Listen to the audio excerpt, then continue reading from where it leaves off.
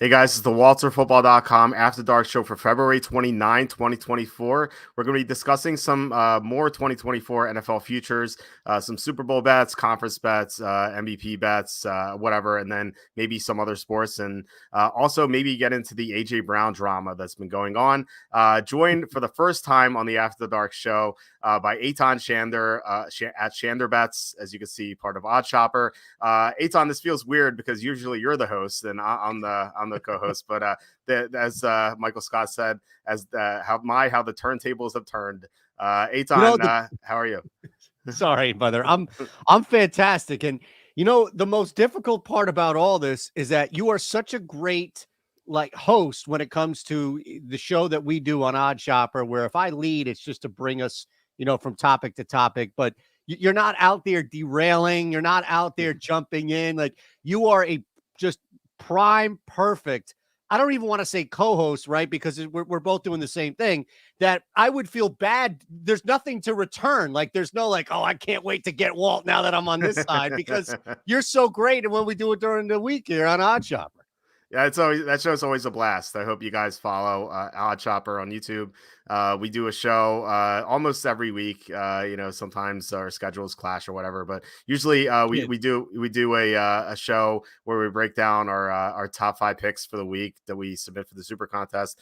We finished about like at 500 for the Super Contest, but we both had kids, so I feel like that's it's a bit of an excuse. Think we're a little tied up. No, we both have 2 kids, so it's a little insane. Same age too, pretty much. So, yeah, right. I think your oldest is like a few months older, and my right. youngest is a couple months older. So yeah, we're both experiencing the same thing. So it's been difficult handicapping the NFL with 2 kids, but somehow my NBA picks are on fire. So I don't know. Look at that. It's a secret to success to having two kids for the NBA. So please hit like, subscribe, comment below, share this video, visit the link in the description for the merch store. All that would help us out a lot. If you really want to help us out, super chats would be the way to do it. I say this all the time. Eytan's hearing this for the first time. Eytan, we're probably about the same age. I don't know if you remember this, but when we were in high school, McDonald's cheeseburger, I remember, was 69 cents. And so I bring that up because YouTube ads pay like $1, $1.50 per episode. So back then we could buy a McDonald's cheeseburger, but now we cannot. So the super chats would help us do that. So please don't let us starve. Please consider donating to us via super chat. So, all right.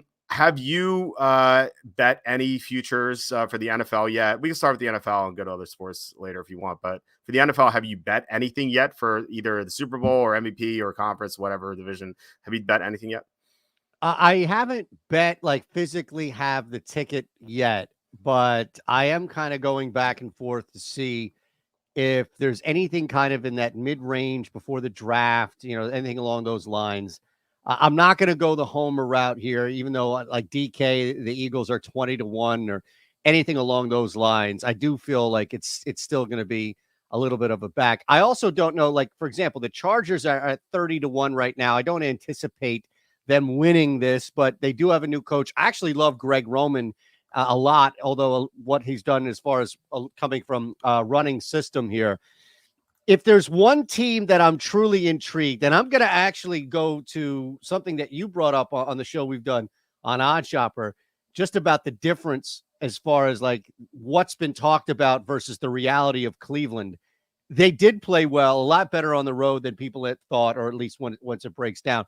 40-1, that tells me that Deshaun Watson has the ability to derail whatever Joe Flacco and this team put together last year. You are getting a healthy running crew, right? I know Hunt, all right, not there, but the reality is I think Cleveland at 40-1 becomes a little intriguing to me, knowing that Pittsburgh's probably going to get Russell Wilson, or at least linked to Russell Wilson. We'll see how that goes there. And it's going to be different. It's a tough division. It's always a tough division to come out of. But what they did last year, I don't think is as flukish when you look at who comes back specifically in the backfield. And also the fact that, I don't think Deshaun Watson is going to be worse than what Joe Flacco did. So that's really the one team I was looking at. And then I don't know what to make of Minnesota if they're healthy at 45-1. That's a team we talked about at 50-1 last year. But those were the two that kind of jumped out in that mid-range. Yeah, Minnesota last year was 50-1, as you said, and I thought they were good. I thought that looked pretty good last year, and it looked like it might have had a chance. The defense was kind of starting to gel under Brian Flores, the defense coordinator there, and Kirk Cousins was playing really well with Jordan Addison being a good number 2 receiver, and then Cousins gets hurt, so that kind of derailed that bet, unfortunately. But it's weird that the Vikings are now 45-1 now when they were 50-1 last year, coming off. What were they, 13-4 the year before that? And now they have better odds now to win the Super Bowl when we don't even know if Kirk Cousins is coming back. If you were to tell me right now Kirk Cousins is coming back, then I'd have interest. But you're kind of taking a huge gamble there. You're already gambling, but you're taking an even bigger gamble, not knowing what's going to become of Kirk Cousins. Like if he leaves, what are we stuck with? Nick Mullins there? Like it's kind of a disaster. Like you might as well just we don't actually have like a physical bet slip, but like if we did, you just put it in the shredder at that point, right? Because what's the point? So. Yeah. So I don't know. It's weird that the Vikings are 45-1 now when they were 50-1 last year. It just feels very odd. The Browns at 40-1 are interesting because they're a really talented team, but like you said, it's a very tough division. Joe Burrow's coming back. The Steelers might get Russell Wilson. I'm over Russell Wilson. I think he sucks. Like I feel like that's going to be. I'd almost, this may sound insane. You might have me committed, but like I think that I'd rather have Mason Rudolph than Russell Wilson at this point. Russell Wilson was so bad last year, unless like the only time he was good was when they're down double digits. And like he would just have these like amazing comebacks, but then he'd always fall short. That's what he's done the past 2 years. I think that would kind of disrupt the flow of the Steelers, but the Ravens are obviously going to be really good. So my displeasure of the Steelers getting Russell Wilson kind of like helps your argument about the Browns, who have a great defense. Nick Chubb's coming back. Now, granted, off a torn ACL, but that was early in the year, so he may be 100%. The offensive line had a ton of injuries last year. They're going to be healthy. And yeah, like you said, like how could Deshaun Watson be worse than Joe Flacco? It just seems absurd to think that. So I think I like the 40-1. I think that's a good number for the Browns. I think it's just a tough division, but if the Ravens decline, then suddenly the Browns and Bengals are going to fight it out. We have a comment here. Andrew says Bengals are high up there. Bengals are 15-1. Yeah. If I were to take one of the favorites, like 15-1 or higher, it would probably be the Bengals because I thought they had a good chance to win last year with Burrow. Now he got hurt. Now, I don't love betting 15-1 or worse, but I don't mind hedging from time to time. And I think the Bengals are one of the favorites, assuming Burrow makes it through the year, which I guess you can't count on, but I think that I think they have a real chance. What about Dallas? Not at 13-1, but DK has them at 20-1. That all of a sudden puts them, I think, in some appealing category here. And I don't even know if you can find a longer number, maybe not. But I'm thinking I don't trust what the Eagles have done. Washington can build, like they've got smart people, it seems now, at least in charge of this organization. They've have a coaching staff that seems dedicated. They have some smart people, but you have to put it together, especially with what you have on the field. The Giants are a disaster right now. It seems like Dallas's number, well, like 4, 5, maybe 6 weeks into the season is going to be far, far less than 20-1. So at the very least, you're getting ahead of it. They win the NFC East. They're going to be in the tournament, right? Like they're going to be in the postseason. 13-1, much different. But to your point about Cincinnati at 15-1, I feel like that and Dallas now at 20-1 become a little more appealing to me. Yeah, well, Dallas is 20-1. I feel like that would look good in the middle of the year, and you could like brag about it to your friends. You're like, look, I have Dallas at 20-1. Now they're 10-1. Look how smart I am. And then by January, when they're losing 45-14 in the playoffs, you're like, oh man, why did I do this to Hedge. You hedged during the game because Right. it's pretty brutal with Mike McCarthy. We actually reported. I don't know if you heard this report from Charlie Campbell. He said that during the Senior Bowl, he learned that Jerry Jones was very close to firing Mike McCarthy, and he had to be talked out of it. And the one guy that we know of that Jerry Jones was going to interview for the job was Jason Witten. which Oh. now here my theory about that is Jason Witten right now is coaching high school football. Yeah. I think that Jerry Jones would have done that as a favor to Witten to kind of get his name out there because he's been part of the Cowboys for so long. I think they would have gone with Belichick ultimately. And knowing that, it kind of makes me wonder why they didn't make the change. Like, why go back to Mike McCarthy? If they had gone to Belichick, well, first of all, I don't think 20-1 would be out there had they done that. No. But had they gone to Belichick and we got something similar to this number, I would have real interest. I just can't stomach betting a Mike McCarthy team at 20-1, no matter how good they are, Yeah, look, I think that's going to be, and rightfully so. I mean, McCarthy is going to be a much bigger reason why they would lose a game than a missed tackle or just a blown assignment, something within the game. It's going to be more control. It's going to be just moments that McCarthy, like, he can lose a football game. Absolutely agree with that. Maybe I was just enamored with the week 11 CLV that I could turn around and be like, yeah, we got something here. Put it on Twitter, maybe get some followers. Wall, why are you dashing my Dallas dreams of midseason CLV here? Yeah, I mean, I would just cash it out at that point if you can. That's fair. Yeah. You said you don't like what the Eagles have done so far. The Eagles are also 20-1, and by the way, it's a good opportunity for me to say that we have this page that we have with you guys, OddsShopper.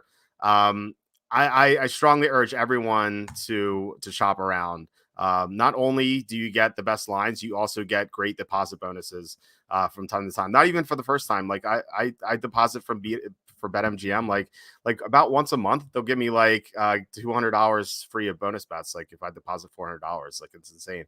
So like you get these deposit bonuses, and it's a good way to beat the vig. Like if you're just betting size, you have to hit 52.3% of your bets. But if you're getting free free bonus bets, then you don't have to do that. Not that we can't do that with our picks, but still, like it's still a big help, and just in case things go wrong. So definitely shop around. But you're getting 20-1 with the Eagles here, and you said that you don't like what they did. Well, the one thing I do like what they did was getting Vic Fangio as defensive coordinator. Yeah. I don't know what you think of him, but the Eagles defensive coordinator situation last year was horrible. They had two guys, they both were abysmal. But now it seems like they have someone who knows what he's doing, and we'll see what they do in free agency. In the draft, free agency is right around the corner. If they improve their secondary, which was a disaster last year, they made Sam Howell look like Joe Montana. But if they improve their cornerbacks, and with Fangio, like I think the defense is going to look a lot better. We don't know what's going to happen with AJ Brown, but I think Eagles 20-1 kind of interests me. Yeah, I think Nick Sirianni is teetering, especially because he like, what's he doing right now? But we clearly know that he has imprint on the team, on the culture.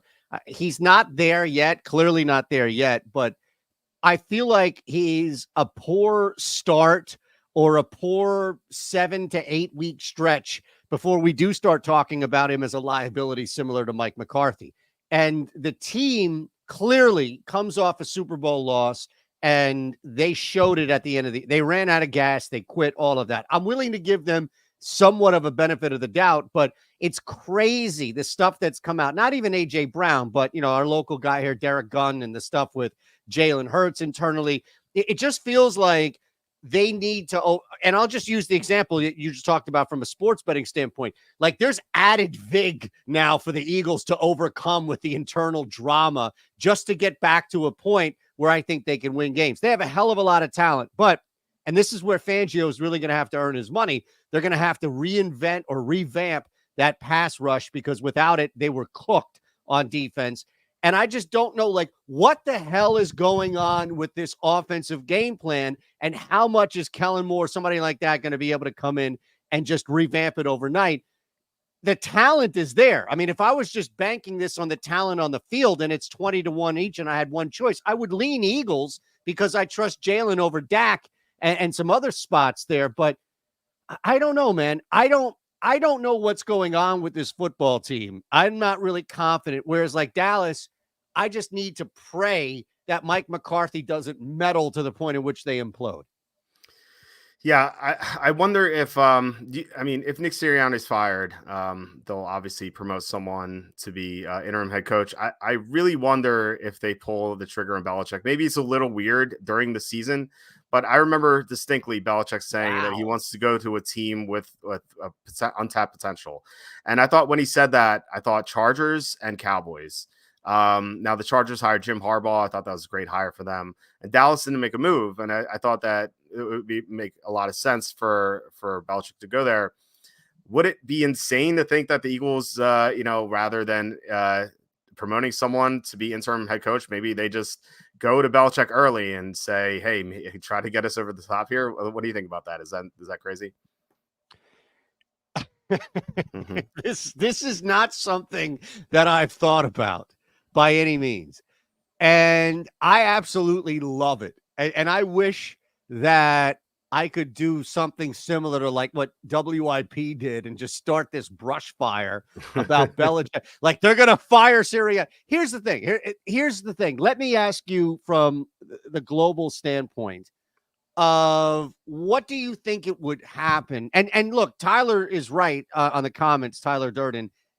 Belichick's not taking this Eagles team to the Super Bowl this year, coming in for a fired coach, but they're going to have a much better shot of turning something around, responding to a voice, and actually building off of that. And they're not going to hire Belichick for a half a year. So he's going to be there for probably, a 3-5 year plan. How bad do you think it has to get? I love this, by the way. How bad do you think it has to get for Nick Sirianni to get fired? Or in your conspiracy, and I don't even want to use that term because there's a negative connotation to that, Walt, but in your brand of how this goes down, do you think the Eagles maybe usher him out and it doesn't even need to get horrific in order for the Eagles to say, well, we got Belichick on the phone, we're going to hire him. Sirianni, it was okay, but something's on. And then they leak a story about how Jalen and everybody quit on him week 3.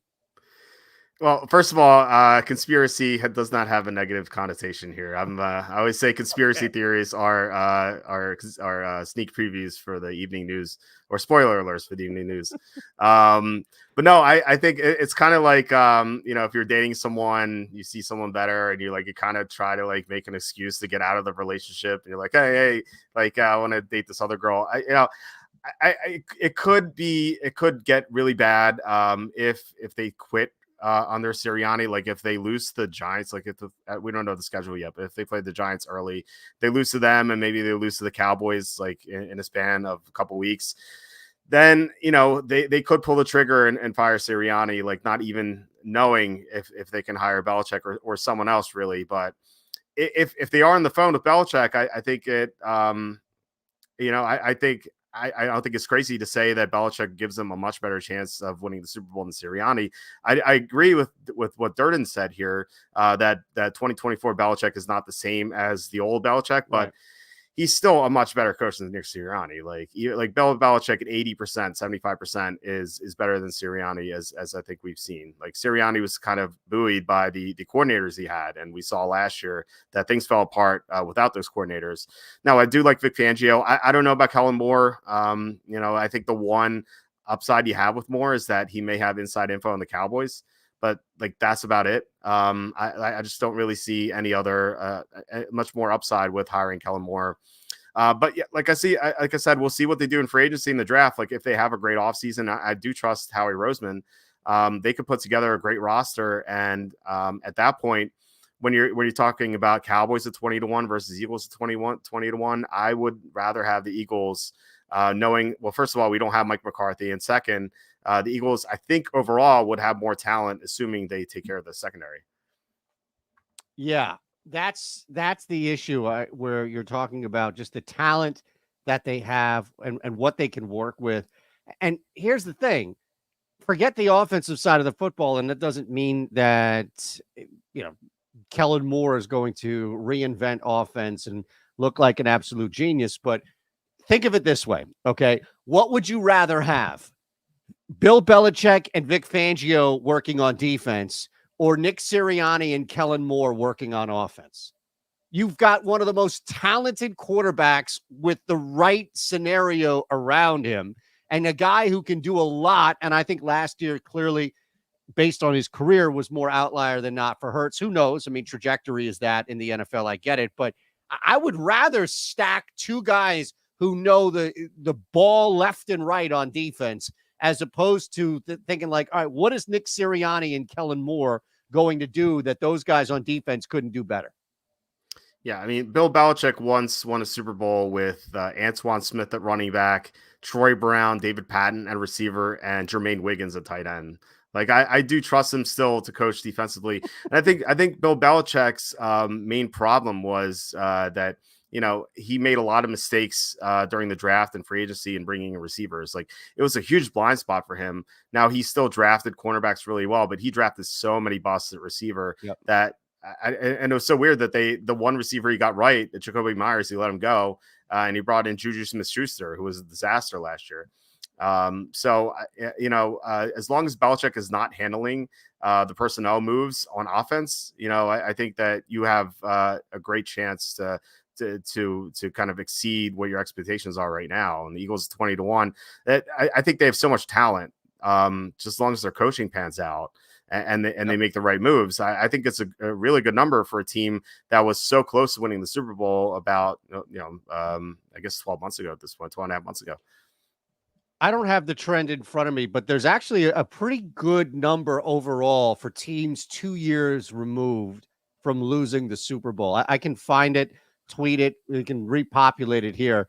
That's me not coming prepared. I'm sorry. But there's actually, I mean, we all know how awful it is for any team that loses the Super Bowl. The numbers are stacked against you, making the playoffs, all of these things, your ATS record the following year. There's just a lot that is stacked against you, especially like week one, like when you start off right away. With that said, year two, and we just saw this, I know the injury to Joe Burrow, but year two removed from losing the Super Bowl, teams actually fare pretty well overall. I remember reading this. I don't have the exact number there in front of me. I'm surprised you, with your machine, your way back machine that goes back to like 1908 in the game of football. Y.A. Tittle. You got numbers. You make Mad Dog Russo happy. You got numbers on Y.A. Tittle. But that's what I mean. Like, I believe there's some pretty good numbers there with that. So if you wanted to convince me, again, we go back to 20-1 and the fact that Belichick and all this other crap could happen. I'm not hating on the Eagles. It just seemed like I would get more CLV, again, back to that term for what you want with Dallas. But I think either at 20-1 makes some sense here. Yeah, the Wayback Machine's not working right now, as you can see. 404 not found. That's not my website. No. That's not my website, so don't yell at me. It's killersports.com, which is like the best way to look up historical data in the NFL, which is not working right now, unfortunately. I don't even know how I'd go about doing that either. Just kind of looking at how teams have done in the second year following the Super Bowl. But it does. I always thought it made sense. The teams after the year they lose the Super Bowl, I thought it made sense that they would kind of collapse a little bit because, well, first of all, they're playing a very long season, so they're not getting as much rest. Second, they weren't as good as the team that won, so the team that won is going to have that advantage. And I feel like the team that loses feels like maybe they're like, okay, if we did this one thing, we're going to maybe win next year. And like they kind of ignore the other things that may have been wrong with them. So the Eagles, case in point with them, is like, yeah, they brought back Slay and Bradbury, and they kind of didn't realize that those guys were super old and they were bound to regress after a long season. So, yeah, like I said a few times already, I think if they improve their secondary, I think they have a good chance. We have a couple questions here. Mike Zimmer could save the Cowgirls and get them deep into the playoffs. So that's the one thing I like that the Cowboys did was bring in Mike Zimmer. I thought he did a decent job as head coach of the Vikings, but he's been a great defensive coordinator for a long time. Absolutely. So I as good as Dan Quinn was, I think this is even an upgrade. So this could be the one thing that could help them get over the top. Perhaps I still don't trust Mike McCarthy though. Here's another conspiracy. So if Mike McCarthy's fired and they promote Zimmer, they're like, hey, we want Zimmer to be the head coach this entire time because he used to be the defensive coordinator there. Maybe it kind of negates my my trepidation with backing a Mike McCarthy team. So yeah, I could get there. I could get there with Zimmer. Here's the problem though, right? Is it would have to get so bad for Dallas that we would be the opposite side. Like they would probably have to drop to 40-1 or something along those lines. How bad would it have to be to fire McCarthy? Again, you're talking about a guy who's as volatile and as crazy. up and down as it gets, right? So Jerry Jones may wake up and be like, what? We're 2-6, and then really 6-2 would fire the guy or have to be talked down, right, from that. But if it got that bad, now, all right, you're down to probably 40-1, 45-1, depending on how bad it gets for Dallas. Zimmer comes in as the now interim head coach. I think absolutely I'll still be but at the time of the playoffs, I think I could still be ahead of that ticket at 20-1. But to your point, Walt, maybe it's a wait and see. Like you jump on the Eagles now at 20-1 and you wait for Dallas to start off imploding and get them at 45-1 with Mike Zimmer taking over. That actually makes a lot of sense because they can close the gap as long as they get McCarthy's ass out of there. That's one of my favorite things to do is just to wait during the year and to find great deals on these futures. Like last year, I wanted to back the Bills, but the Bills at the beginning of the year, I think they were like 7-1 or something like that. Like that number is way too high. But when they went on that losing streak, including that Monday night loss to Denver, I saw them at 18-1. And I was like, I jumped on that because I thought if they got their act together, they'd have a chance to make a run. And obviously they didn't win, but they came so close to being the Chiefs in the second round of the playoffs. And had they done that, I think they would have had a good chance to win. So I think that it's super smart to just stay alert and just wait for teams to lose. Maybe a couple games like the Chiefs last year when I don't know what the number was after they lost to the Raiders on Christmas. You probably could have gotten a great deal on them too. So yeah, I'm definitely all for that. I do think there are some good numbers here though. I want to throw this at you. I want to hear your opinion on this one. The Bears at 50-1. Now they're, I think on DraftKings, they're 30-1. So this is what I'm talking about with shopping around. There could even be something better than 50-1. I haven't looked at all the sports books, but 50-1 on the Bears seems unbelievable to me because in the second half of the year last year, remember how good they were. They almost made the playoffs after starting so poorly. Tyson Bagent was starting for a while. Then Justin Fields comes back. Their defense improved with Montez Sweat, and some of their defensive backs came back from injury. And had they not blown that lead against the Browns, and they even had a chance at the end with that Hail Mary that was dropped. Had they won that game, they may have made the playoffs. And had they made the playoffs, this number would be radically different. But I think people forget how good the Bears were down the stretch last year. They have, I think they're top 5 in cap space. They have 2 top 10 draft picks. Now, I think one of them is going to be using a quarterback, but they're going to trade Justin Fields in that scenario. They're going to get more draft capital, maybe some players. I think they can have a loaded roster next year. Now, I know they have a rookie quarterback, but, you know, the 49ers had a rookie quarterback and they almost won the Super Bowl 2 years ago. So it can be done. So what are your thoughts on the Bears at 50-1? They're one of my favorite futures here. How much do you think, right, assuming that Fields is out, how much do you what does that change to? Like, let's start there. What in the painting that you just brushed out there, what is their number following draft / movement of quarterback? I wonder where you stand on that because I'm with you. Like defensively, what they've done, even from coaching standpoint, this is a team that definitely responded, especially with the return of Fields there. That wasn't just a quarterback running around extending plays, running for his life. That was a team that looked a lot more cohesive. Does it carry over every year, every team? Not so much, but you've got some key areas that actually should, especially from a personnel standpoint. Fields is gone. Do you think that dips? Do you think it goes to 60-1, 65-1 before people see? My point is this worth waiting? Or do you think it's the opposite, where all of a sudden this may dip and we may be talking about a 40-1 or even a 35-1 ticket without playing a snap this year? I think it's already factored in because when I first looked at the odds, they were 40-1 after the Super Bowl. And then news came out that I think it was like the day of when the news came out that Mike Tomlin was really interested in Justin Fields. That moved to 50-1. So I think it's already baked in. I think like sportsbooks kind of already assume that Justin Fields is going to be gone. I think actually if they keep Justin Fields and they trade the number 1 pick, I think that number would actually rise to like 30 to 35-1. Although that's already the number of DraftKings. But I think you can make the case that Caleb Williams is going to be better than Justin Fields. Like, Justin Fields is an amazing runner, but there's two problems with him. One is that he tends to get hurt a lot, and two is he's not a great passer. Like, he's not a terrible passer, but he's not great. Like, Caleb Williams has so much more upside. I know he's going to be a rookie, but we just saw CJ Stroud take the Texans to the second round of the playoffs in a much tougher conference. So I think that at the very least, like, you were talking about hedging opportunities before. I think this is a really good hedging opportunity. I think in a weaker NFC, I think the Bears would definitely get into the playoffs. I mean, they almost got there last year, and they're going to have a better team. Yeah, I think to your point about it already being baked in, or at least factored in right now, it does make sense. I mean, look at the differences you mentioned. That's 20 points. I mean, look at that. You're talking 50-1 on FanDuel, 30-1. And I get it. When you're talking about numbers this long, the win equity may not be as valuable, right?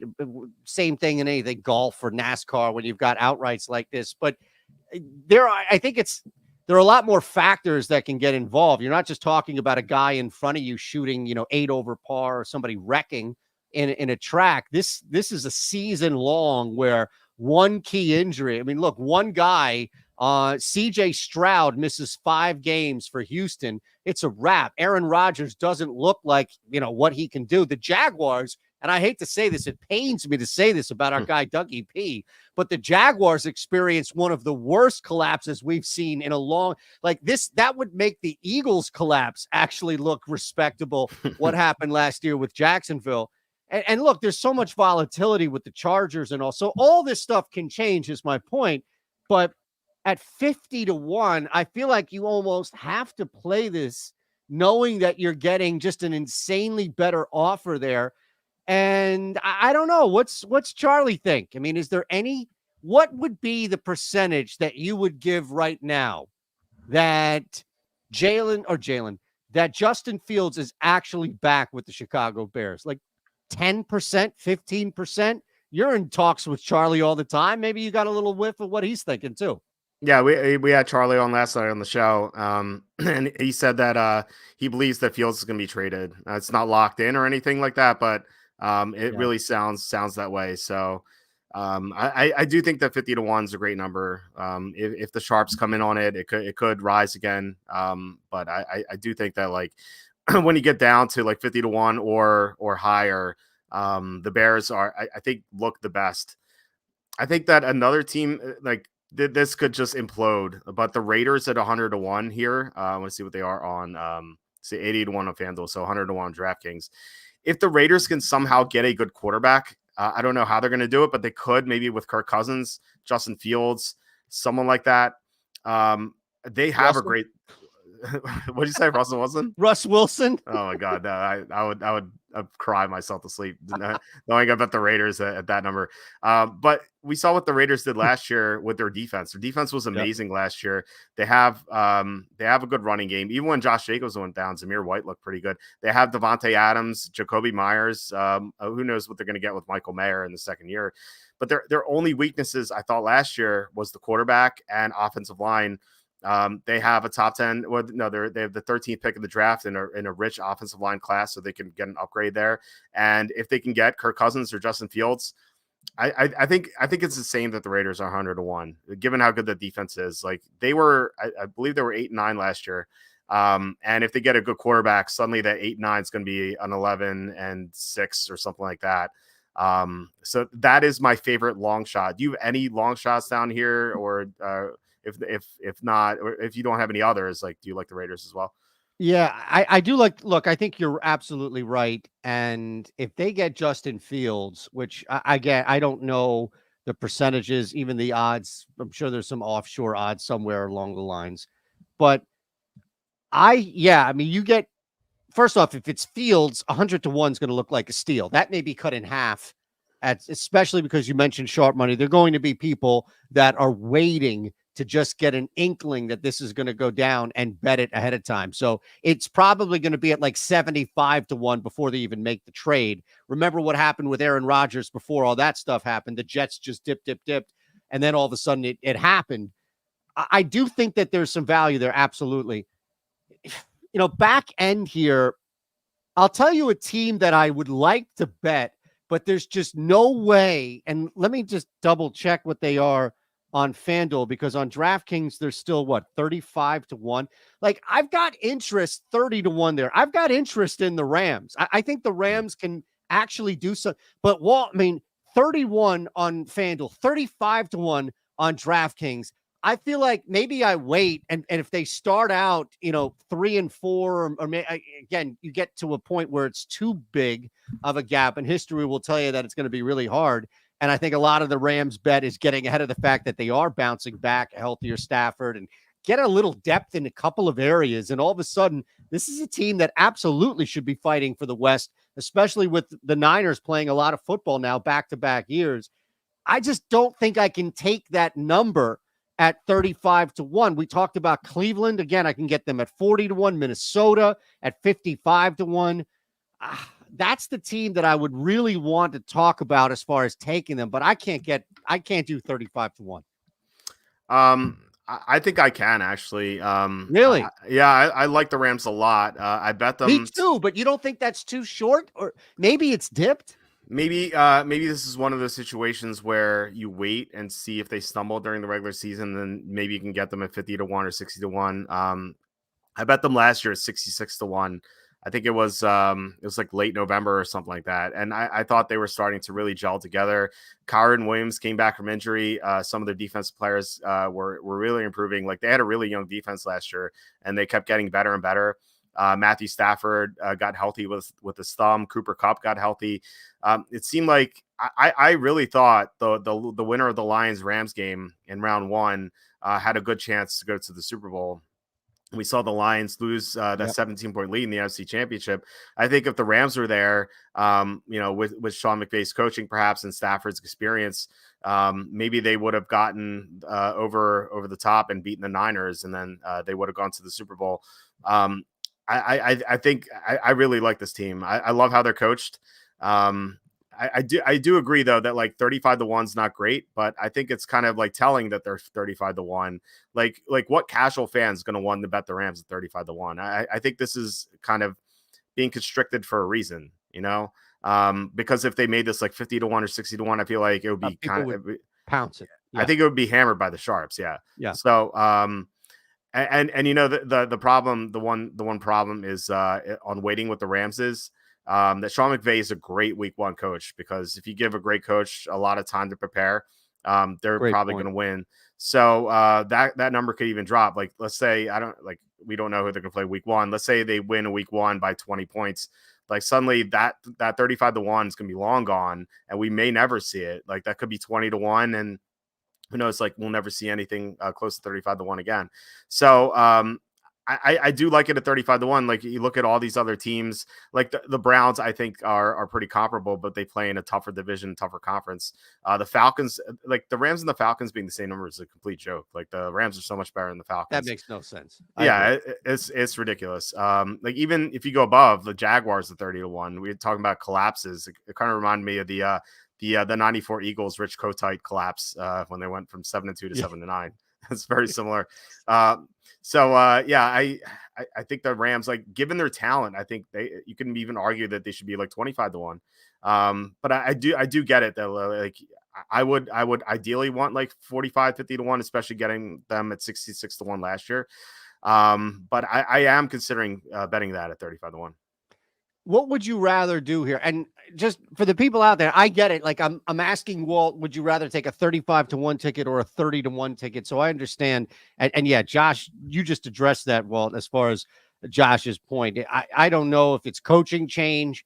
I don't know if it's the fact that they're not going to run that kid. Maybe there's some insight about what they're doing at the quarterback position, but you can't tell me that Atlanta is as good of a team as anybody who shares their odds. I mean, 35-1, that's insulting. I'll take the Colts. I'll take Seattle, even Tampa over the Atlanta Falcons with that point.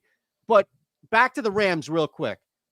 I think there might be an easier pathway to the ladder, but would you rather take, because they both need to work, right? The Rams need to be really good in order for this to happen.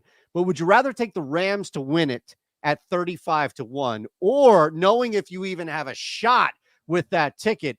Matthew Stafford to win the MVP at 30-1. So I've been burned on MVP awards because Awards.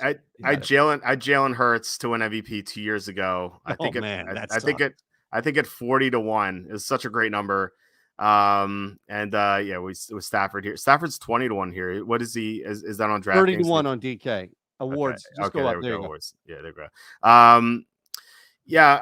I've been burned by MVP like Hurts 2 years ago. I felt so gypped because the argument with putting Mahomes over Hurts was, Hurts missed 2 games, but they lost those 2 games. Like those 2 of the 3 games they lost was without Hurts. So like I don't understand that at all. Last year I had Jalen Hurts and Dak Prescott to win MVP. And they were both favored at some point, and then they neither got there. So I feel so slighted with this MVP award. I may just skip it this year, but Stafford at 30-1. I think I'd rather. I don't know. I think I'd rather go. I think I'd rather go Rams at 35-1. Like first of all, it's a better number. It's a better number, and second, I think that like.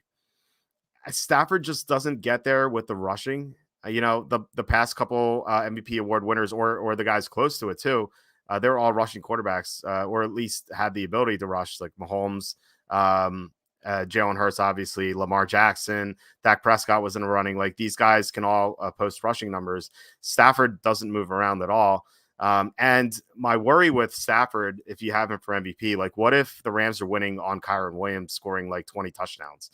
Like anytime Kyren Williams scores a touchdown, obviously Stafford's not getting there in the box score. So the Rams could have success without Stafford being amazing. So like they're just a very well-rounded team.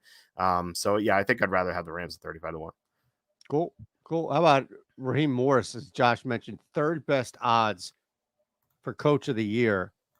Now, I will say, what we've seen for Coach of the Year, there's a couple of pieces that usually come together, right?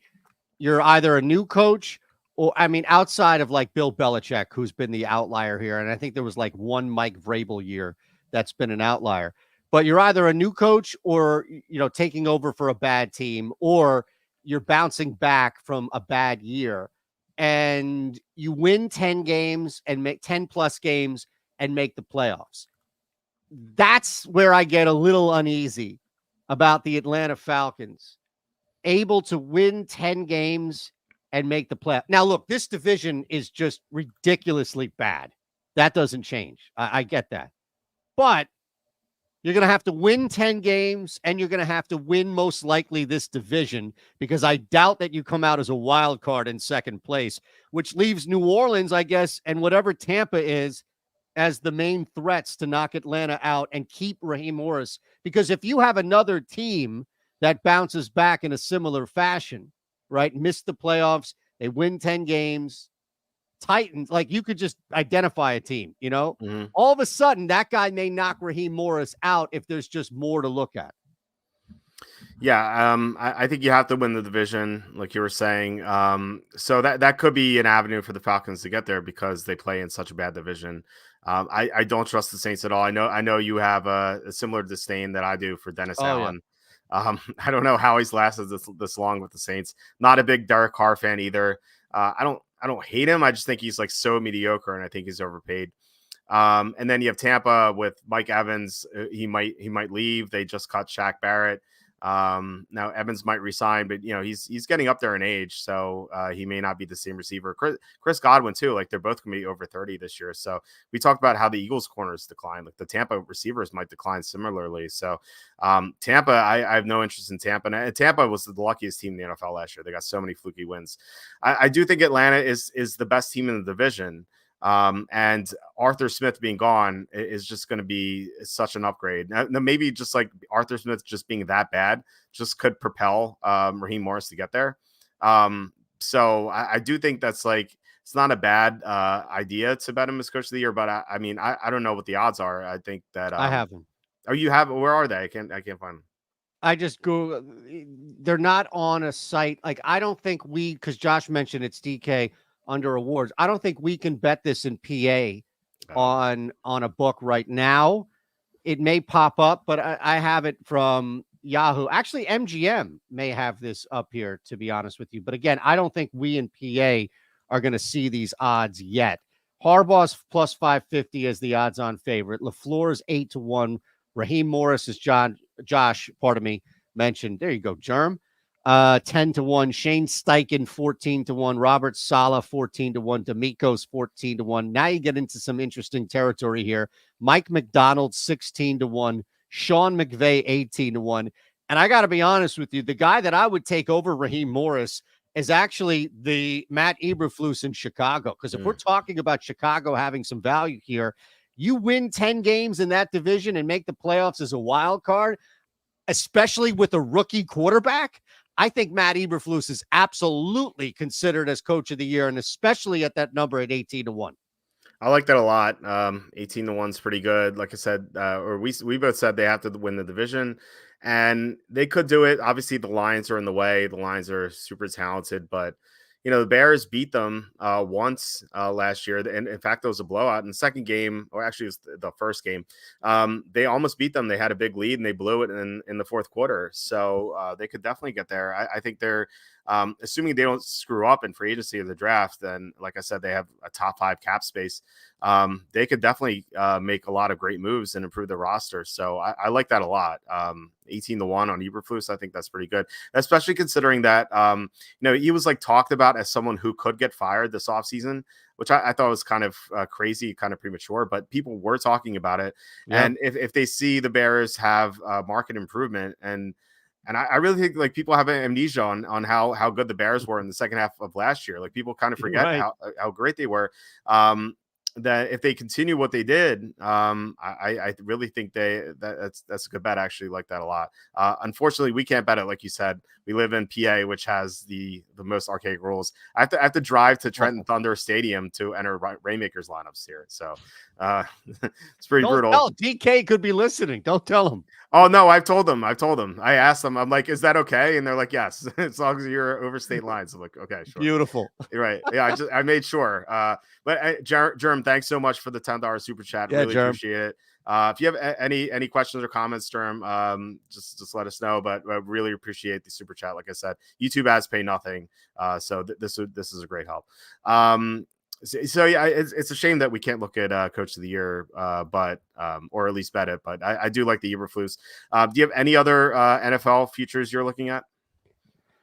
Well, again, like we don't have much right now outside of the offensive and defensive player of the year. I was trying to find some value here. DK, at least, I was looking at the offensive player of the year, and I think you've actually talked me into an argument that Kyren Williams at 25-1 may be worth a sprinkle, knowing that we're high on the Rams and we think that even at 35-1, this is a team that can do something. And to your point, Williams can take away. I mean, think about this offense around him. You've got 2 dynamic receivers that Stafford can just drop back and throw to, but we know still that Kyren Williams, so long as he's healthy, is a feature back that's going to score touchdowns.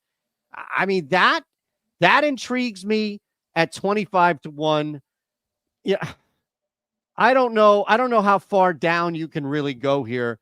Like at what point does this conversation just get ridiculous, right? There's no quarterback. So if Jalen Hurts at 40-1, all right, you're basically betting him to win the MVP because he's not going to win both, right? And they're not going to give it to a quarterback as far as a runner-up. Oh, you didn't win the MVP. It's going to go to a position player. Right. It depends on how high you are, and maybe a guy or a team like Detroit, if you think there's some value at 25-1 for St. Brown. But I mean, I don't know, Walt. You keep going down. Deebo Samuel, 45. I feel like I'm just trying to make an argument for a guy, like, Rashee Rice at 60-1. Yeah, I mean, there's a possibility, but probably not likely. Does Tony Pollard score 25 TDs all of a sudden? No. Derrick Henry? No. I mean, I don't know. I don't think there's any real long shot to this, but in that 25-1 range, there might be some interest. And even Gibbs, you're looking at that versus St. Brown, so it's a little bit mitigated between the two, but maybe Williams or St. Brown as far as a sprinkle here. So you have no interest in Gardner Minshew at 200 to 1, which is listed for some reason. I must have missed that. Hold on. But you have to get your Michael bet in. Penix is $150 to 1 I, versus the 200 to 1 Minshew, which would be crazy because here's the thing. To your point, Walter, you know damn well that Gardner Minshew is going to be taking snaps somewhere throughout the season, right? And all of a sudden, there's going to be signs and tweets and everything else go. He's going to make the Van Pelt late night thing. Like it's going to be madness all over again. Yeah, so yeah, you're now making the argument for him. So yeah, that's what you have to do down there. Like I feel like it's not even worth the time for them to enter that in, you know? Like who's gonna bet Minshew? Like, is he gonna get a single bet? Like even his like family members wouldn't even bet that. So I don't get it. I do like Kyren Williams 25 to 1. I'll give you a guy I like even more for offensive player of the year is Breece Hall at 35 to 1. Okay. Breece Hall last year was coming off a torn ACL. So in the first half of the season, if you look at his stats, you're like, oh, he only had like 10 carries here, 8 carries there. It's because they limited him. But then in the middle of the year, they kind of like unshackled him. And for the rest of the year, he posted some amazing numbers. Like it almost seems like blasphemous to say this because I'm comparing him to a Hall of Famer. But like based on the receiving numbers we saw from him last year, like he was posting Marshall Faulk type receiving numbers for a running back. Like it was crazy down the stretch. Like he was going nuts as a pass catcher out of the backfield. And now he's going to be 2 years removed from the torn ACL. He's going to have an improved offensive line. Like I'm almost certain that they're going to have an improved offensive line because that's their biggest weakness. There's a chance they trade for David Bakhtiari. They could draft an offensive tackle at number 10. So like, regardless of what they do, they're going to have improved blocking. And Hall's a player who can go the distance anytime he touches the ball. Like he's so dynamic. I think there's a real chance, like if Aaron Rodgers stays healthy, I think there's a good chance that Hall gets 20 plus touchdowns, gets like 2,000 plus total yards, and just goes crazy with the receiving numbers. Like I really think Breece Hall could get there. I think you're spot on. To be serious, this is like the good version of midseason CLV, where when you talk about the Dallas ticket versus this ticket, nobody can make fun of this one because that's not just going to stop. Like there's no, all of a sudden, it's not just going to take over the offense, Aaron Rodgers, what have you. I think this is a great call, to be honest with you. I'm going to bet it myself. Yeah, I like the Hall call. Well, I mean, we're comparing sportsbooks again. Breece Hall's 40 to 1 on FanDuel, and Kyren Williams. Kyren Williams is 40 to 1 on FanDuel.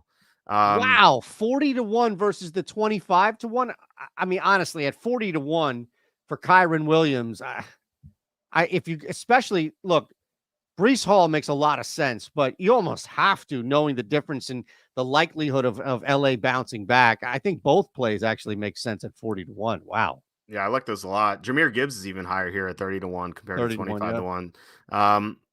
I would like Gibbs if like Montgomery were just like to disappear suddenly, you know, like Gibbs is going to get all the touches, but as long as Montgomery is there, you know, he's going to steal touches, unfortunately. So like, I wouldn't take that, but yeah, I would be looking at Kyren Williams and Breece Hall at 40 to 1. I think those are great numbers. But yeah, even Bijan Robinson 40 to 1 is kind of interesting. So like, if you're talking about Raheem Morris winning Coach of the Year, you're thinking that the Falcons are going to be really good. And if the Falcons are really good, I think it's going to be via Bijan Robinson, and you no longer have Arthur Smith giving touches to Cordell Patterson over Bijan anymore. So I think that's like a good buy low, but I'd rather go with Hall and Williams because I think that both teams have a good chance of making the playoffs. Maybe better than Atlanta, just because like the Jets are going to have Rodgers back and an improved offensive line, and the Rams, we talked about the Rams already. So yeah, those are my two favorites for offensive player of the year. Yeah, man. I think you're onto something, especially at those 40 to 1 numbers for sure. And yeah, I mean, I saw Slew and Red Eye talk about Bijan 30 to 1, even 40 to 1. And look, let's be honest, you got a new coach, right? I mean, the offense, everything, it's just so much easier to rely on Bijan if you can get, and we anticipate that you don't have Arthur Smith doing that. So should be easier there. No, I think those make sense. Yeah. Do you have anything else for the NFL, or do you want to touch on anything you have in any other sports? Nothing else really. I'm not prepared to go deep, not to say like, not to have a conversation, but I didn't really look at any no value as much jumped out at me for defensive player of the year. I think overall, as we were talking about with offensive player of the year, I kind of want to see what happens, with just to start and kind of where teams are, especially with the draft. You get some more impact players on defense. But no, I think that's it for NFL for me. I think that's actually a lot that we got in. I'm pretty surprised. Yeah, I think so too. Hassan Reddick 50-1, maybe if the Eagles improve. Yeah. That's something else. Speaking of the Eagles, there's been some crazy drama with AJ Brown. I've seen you tweeted about it. Did you want to talk about that for a second? Because Yeah. I think it's pretty interesting before we sign off. Absolutely, man. I think the big thing that started here, and again, I think there's a difference between reporting something like Derek Gunn did specifically about Jalen Hurts and some internal turmoil with the team versus, getting on your Fox Sports 1 show and saying, well, I know what happened, but I can't tell anybody, right? Like there's nothing worse than somebody, hey, did you hear what he said about you? No? Oh, man. But I can't tell you, but oh, man. And I think what's happened here is, and the irony in all of this, and I hope I'm using the term correctly, is that the same guy locally who's great, like I love him. I worked with him years ago at 97.5, but Jack Fritz, who is responsible for the Trey Turner standing ovation, and rightfully so. Like that was such a cool moment here, and he got his due for that on the radio. These guys just created this tweet out of nowhere about should the Eagles trade AJ Brown, and we saw the radio station because what else are you going to do? You're going to talk Eagles 9 times out of 10, right? Because that's what rates and that's what a jukebox does, just play the hits. And all of a sudden, it's like 24/7, this news cycle of, who would you trade AJ Brown for? Why would you trade AJ Brown? And then going back to the issues and things that he wouldn't talk after games and people trying to bootstrap this ridiculous schism. And then all of a sudden you've got people on TV saying, well, I know all this. And then they're thinking, oh, well, I mean, I saw some crazy conspiracies out there as far as why this team fragmented and fell apart.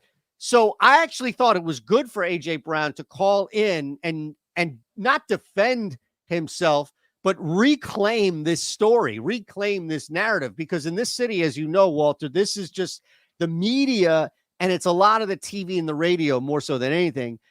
They have the power and platform to just create shit and just talk about stuff.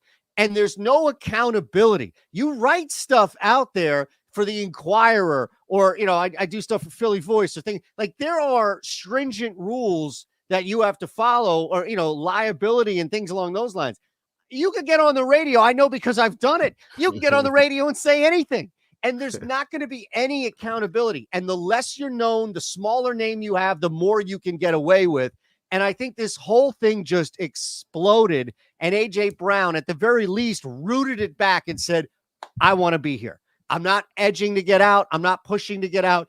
I want to be here. Now, there are more there are more areas and avenues and tentacles to this. Like, well, do Jalen and AJ like each other? Or did AJ Brown like what was going on? Or, did the coaches try to appease AJ Brown because they knew he was disgruntled at the, expense of Devontae Smith? And remember that nonsense that a wedge was just somehow driven between Smith and Brown. Like, well, who's the 1A and who's the 1B and all this stuff? The biggest takeaway you can have is that this stuff was nonsense and turned into a brush fire. And AJ Brown did his best to just reclaim his story. I don't think nor know that these guys love each other, but do they really have to? No. I mean, we see what they were able to do, put together ridiculous stretches of football. I think a lot of this was just the coaches didn't know how to handle this. And that was a big part. And I know I'm going on for a minute, but let me just end with this. We're talking about professionals, but we're talking about alphas. We're talking about every single one of these guys in that locker room at some point in their college career and even now in the pro career is an alpha, either on their team or in their position or in the locker room. It's just a battle of alphas. And when you don't know what you're doing, corralling these guys in, guys in the locker room are looking over like, not listening to this dude. This guy doesn't know what the hell he's talking. And people start talking and talking. And next thing you know, it's not one guy, it's not four guys, it's 15 guys who are like, all right, man, enough. You can't tell me anything. I'm doing this my own way.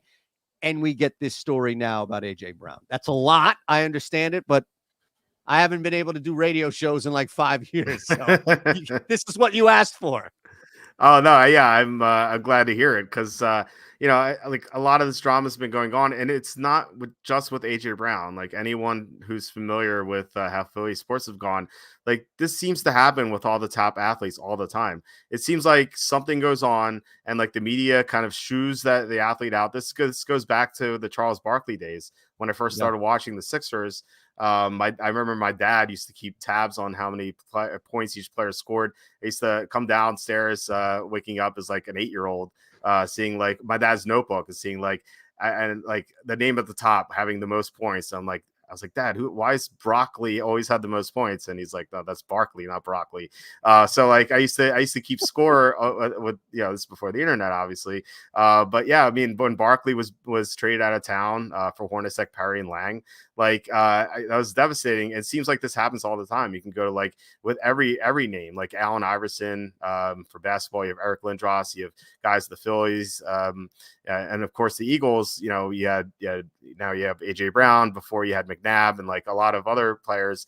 Why do you think that is in Philly? Like, do you think it's because of how big the sports media talk here is, or do you think there's another reason, or like why do you think this always happens to Philly athletes? I've worked in other markets, Columbus, Ohio. I mean, think about that with Ohio State. I've worked in Nashville where the Titans were a craze, but you're in the heart of college football, and people would drive to Knoxville from Nashville or Memphis, right, to follow along, depending on the sport, or maybe even Vanderbilt, depending on the year or so. Cutler, this is way back. I'm showing my age, right? And what I've noticed is that while we care about other stuff, it's not like we don't care about politics or social issues or anything along those lines in Philadelphia, but the hierarchy for way more people per capita in this area about those who put sports at either 1 or 1A is uncanny. It's unlike anywhere else. You will see fanatical sports fans. You will see people that will show up. You will see places, Cleveland. You will see places that make it difficult for the home or the visiting team at home. But nobody, I think, invests their time on a day-to-day, and nobody invests the level of care. And again, I am talking about like putting it above politics and other stuff. It's insane. It's a lifestyle here. So I think what's happened is art mirrors life. And the radio, the television, the digital side of it, people that are covering to just talking about this team with the platform are doing what they always know, which is, we're always going to get screwed. The Negadelphia thing, to quote G. Cobb, Gary Cobb here, and just this mentality of it's always going to lose transfers into, I need to care even more. Maybe I did something wrong as a fan. I need to care even more. This level of care spills over to where people that cover the teams in this city are as well known, if not more known. More people know who Jimmy Kempski and Jeff McClain are than the number 2 or 3 people in the mayor's office. It's just because they cover the Eagles and the spillover of care of this team. And I go back to just art mirroring life. It's not absolving anybody with a platform. In fact, I think that they facilitate it even worse. But you don't do this if you don't have this insatiable thirst for wanting more and caring more and just giving a damn about everything. I mean, it's insane. Not running a ball out to first base can get you run out of this city, unless you're Jimmy Rollins. Right. It is crazy. People are super passionate about it. I even when I was at the gym today, like taking my son to swim lessons, there was some Zoomer guy like talking to his friends, and he was like, "Oh, Tom McCarthy's the best Phillies announcer of all time," and like some older guy was like, "Are you crazy?" Like he was like, "This." We had a guy named Harry Callis, you know him. Like the guy was like, "Oh, I've never heard of this guy." So I don't know why he was able to say the McCarthy is the best of all time if you never heard of Harry Callis. But it is crazy. And like whenever I tell people, like I'm always asked like, hey, how do you think the Eagles are going to do this year? And if I say like in 2017, I bet them to win the Super Bowl. So like people will be like, oh, that's great. But if I don't bet them, if I think that if I say that like, oh, I think they'll maybe win the division, but lose in the second round of the playoffs or something like that, I always get like, oh, why do you hate the Eagles? Yep. Just like this negative feedback. I'm like, wait, I had them going 12-5 and going to the second round of the playoffs. I definitely don't hate them. But it's like people just like they seem to sense to it. If you don't think that insert Philly sports team is going to win the championship this year, like that, it seems to always be the case from the conversations I've had over the years. Just give it time, man. Joel Embiid's going to come back. It's not his fault, but Joel Embiid's going to come back out of shape. The Sixers are going to be in a bad spot. I mean, you already see what's happening here to Tobias Harris, and it's just inevitable. Embiid's going to be gone, and there are going to be people who are either going to just turn on it initially and say, well, look, it's time to go. I've had enough. Hopefully he can be, so something can get back. Or there's going to be revisionist history, right? Like, oh, well, he never could do it. He was always which a lot of it is gray area. And again, he's hurt again this year, but nobody's perfect. And the only guy that I think that I'm truly intrigued about looking and watching and seeing what happens in the nature of player, media, fan, this triangle, if you will, this trifecta of madness is Bryce Harper. We have signed ourselves over to an arranged marriage with Bryce Harper for at least another, 8 years? Probably. He wants even more. I know he had signed this big contract, but realistically. So this is a guy who is not quiet. This is a guy who will not keep his mouth shut when it comes to the front office and trying to bring in a guy or sign a guy or extend it, trade for, what have you. And he clearly loves showboating / pandering to this fan base. So I think, this is a true study, the Bryce Harper saga, to see how this thing plays out. Yeah, it'll be interesting to see that. It's crazy how much longer he's going to be here. And it's not like the NFL where you can just cut a guy like year 2 into a 5-year deal or something like that. Like he's going to be here forever. So it's kind of like it is a pretty cool case study to see like this forced arrangement between the Philly sports player and the Philly fans. So I love it. Yeah, I look forward to that. Eytan, thanks so much for joining us on the show. Kenny will be back next week, and we usually do Wildcard Wednesdays with Kenny, where we talk about like TV shows like that and stuff like that. I know that you like that as well, so maybe we'll have you on as well for that in the future, man. So yeah, please hit like, subscribe, comment below, share this video, visit the link in the description for the merch store. I really appreciate all the comments and everyone watching, and Jerm for the $10. Really appreciate that. Eytan, do you have anything to plug? Just at Shander Bets. You can follow along. Do a lot with OddsShopper on Twitter, and that's probably the easiest thing, is just follow there. And the show we're draft show, right? We're going to wait for that week of you and I and reconnect on OddsShopper for that. So I'm excited, and that's it. Thank you, brother. I appreciate it. This was an absolute blast. So thank you. Yeah, it was fun to talk here on the show. First time we had you on the show, so it was awesome to have you on. I really look forward to that draft props show that we're gonna do the week of the draft. Once Charlie gets us some inside information, it's gonna be awesome. We're gonna be back tomorrow with Quacky T. That's Tom. Tom. Hey, Tom. Yeah, Tom. Yeah, we're gonna do what we usually do on Thursday nights is just go nuts and talk about anything. And Tom is in the middle, or I should say, he's starting a Game of Thrones watch for the first time. So I'm like interested to hear his thoughts on Game of Thrones before it went off the rails. So yeah, we'll get into that and much more. Saturday, not sure if we're going to be on Saturday because the combine is going. If we are, we're going to do some draft rumors, but yeah, we're going to have our regular schedule next week. So yeah, join us then. Eytan, once again, thanks for joining us, and everyone, thanks for watching and commenting, and I will talk to you tomorrow.